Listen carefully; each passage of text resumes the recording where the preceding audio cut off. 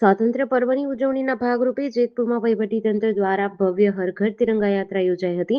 ધારાસભ્ય જયેશ રાદડિયાએ લીલી ઝંડી આપી યાત્રાને પ્રસ્થાન કરાવ્યું હતું.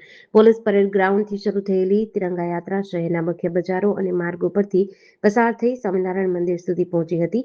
યાત્રા દરમિયાન ઠેર ઠેર ધારાસભ્ય જયેશ રાદડિયાનું ફૂલહારથી સ્વાગત કરવામાં આવ્યું હતું.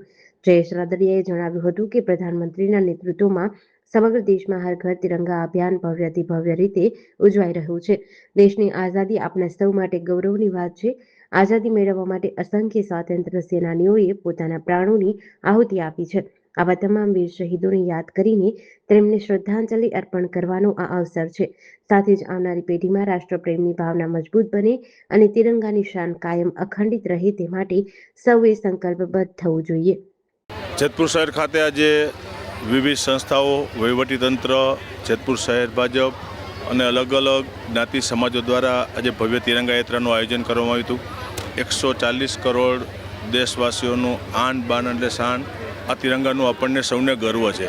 માનનીય પ્રધાનમંત્રી નરેન્દ્રભાઈના નેતૃત્વમાં અત્યારે હર ઘર તિરંગા અને તિરંગા યાત્રાનું ભવ્ય આયોજન થઈ રહ્યું છે. દેશને આઝાદી ઉપર આપણને સૌને ગર્વ છે. દેશની આઝાદી માટે અનેક લોકોએ પોતાની જાન પણ આપી છે.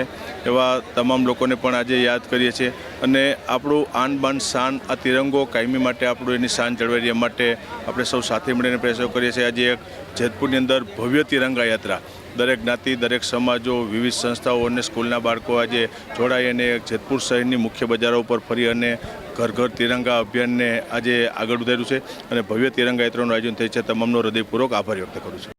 GDC ન્યૂઝ સાથે સુરેશ ભાલિયા, જેતપુર.